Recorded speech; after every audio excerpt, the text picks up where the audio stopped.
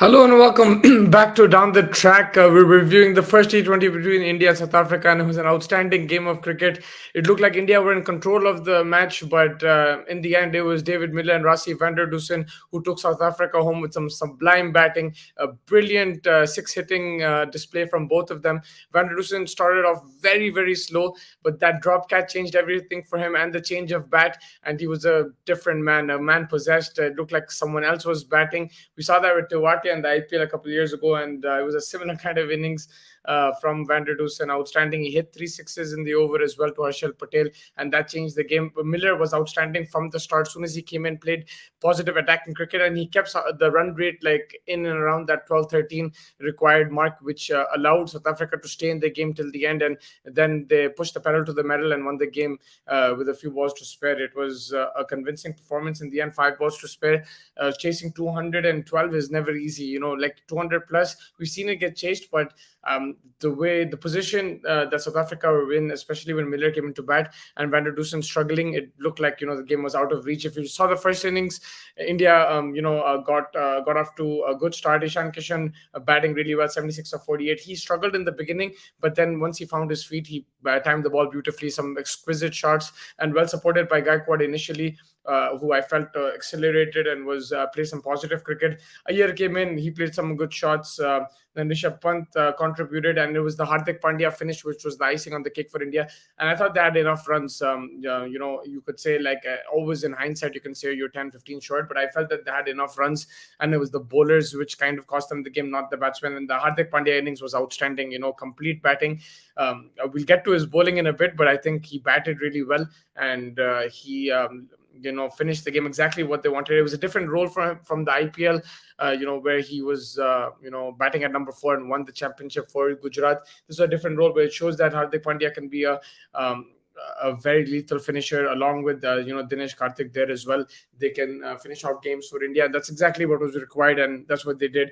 South Africa with the ball, Maharaj was very expensive. I think, especially the left-handers Pant and Ishan Kishan were severe against him.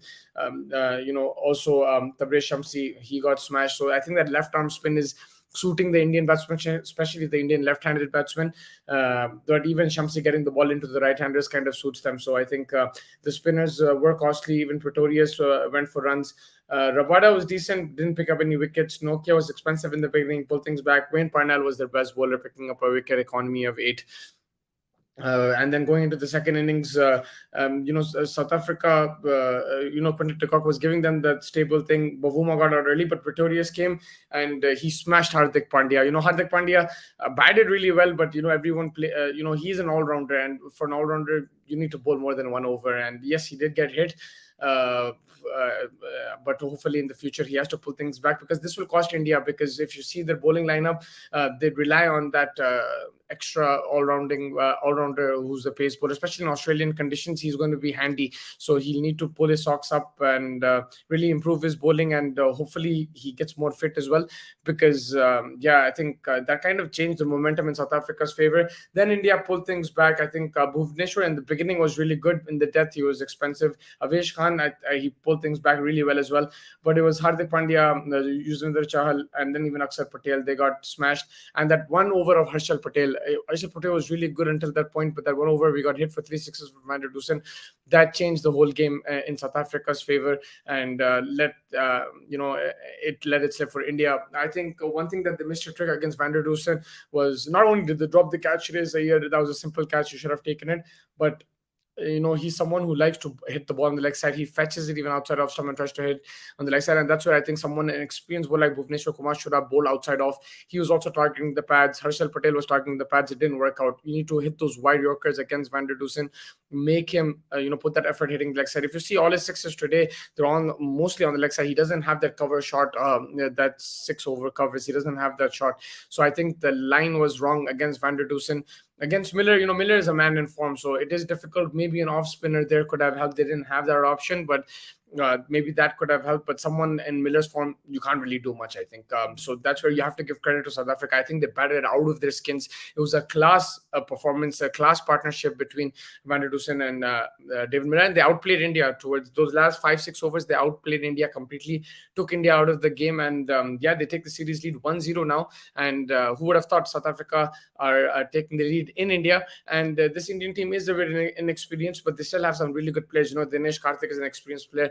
Hardik Pandya has been playing cricket for a while. Kumar has been playing cricket for a while. Chahal is an experienced player. So there is a combination of experience and inexperience. And that's where you want your players to stand up, your young players as well. Yes, Ishan Kishan, I felt he batted well today. Batting, I'm not going to complain too much, but I think the bowling should have been better. And I think that's where India will have to look to improve in that next match. It's not going to be easy because there's a full-strength South African side. Yes, Aiden Markram was out because of COVID, but apart from that, most of their players were playing, the top players. And the South African team is really good. They were unlucky not to make that World Cup semi-final last year. And they will cause problems for teams even in Australia because they have that pace attack. Rabada Nokia is a fearsome attack. And, someone like a Pretorius who can bat and bowl, he's a handy player. Yeah, and then, you have your third seamer and Wayne Parnell. I think one thing is the spinners from both teams got hit, so it's that's something that hopefully that can change for them, which is very surprising because if you saw the first ball of the whole match, Keshav Maharaj got the ball to turn big time. So I felt the spinners would be, in place, especially in Delhi. After seeing that first ball, I thought, it would be a 130, 140 game, but it turned out to be a 200 game. A very good wicket to bat on. And I think batting was also really good because at one stage I felt India could have closed the game, but the way Miller batted and then the way Van der Dusen came back, 75, 46, 163 strike rate. He was striking at 90 when he was batting on 30. 30 or 31, 32 deliveries, and then suddenly lit up and started smashing the ball. The 2 overs of Harshal Patel and Bhuvneshwar, he made up a strike rate in just 2 overs. So credit to him for that, and credit to South Africa. They will look to keep the momentum going in that next test match, in the next T20 in Cuttack. So let's see how that goes. India will look to, come back strong. There's not too many changes they'll probably make. I think maybe a bowler here and there, but you can't really drop Harshal Patel after one game or someone like that. But yeah, I think both teams might go and change in the next game unless Aiden Markram comes back. And hoping India will be hoping to be putting on a strong performance. Rishabh Pant, first game captain, he made a few mistakes here and there. Both Chahal in the power play, which was a bit strange, but he will learn from that. He's still a young captain. We can't make a judgment straight away. He's not captain enough. This was his first match. It will be a learning curve for him. He's a young captain. You can't expect him to make wholesome changes straight away. And pull a rabbit out of his hat. Remember MS Dhoni in his first game in that T20 World Cup in 2007, they lost against New Zealand. Yes, things were changed, but over there also, you had individual performances like Yuvraj Singh, Gautam Gambhir, these guys coming up against South Africa, the bowlers, the way they were bowling, RP Singh, Irfan Pathan, and the catching of Dinesh Karthik was spectacular. So you need your team to also perform. And his captaincy will be judged. There will be scrutiny on his captaincy throughout the series, but I think just give it a few more games and then we can analyze captaincy a bit more. But I think that wraps up this game. We have the test match tomorrow, so make sure you stay tuned. Tomorrow we'll have the review of the first day, England versus New Zealand. England have named an unchanged 11. That means Jack Leach, who was named in the first test match and got a concussion, he's back in the team.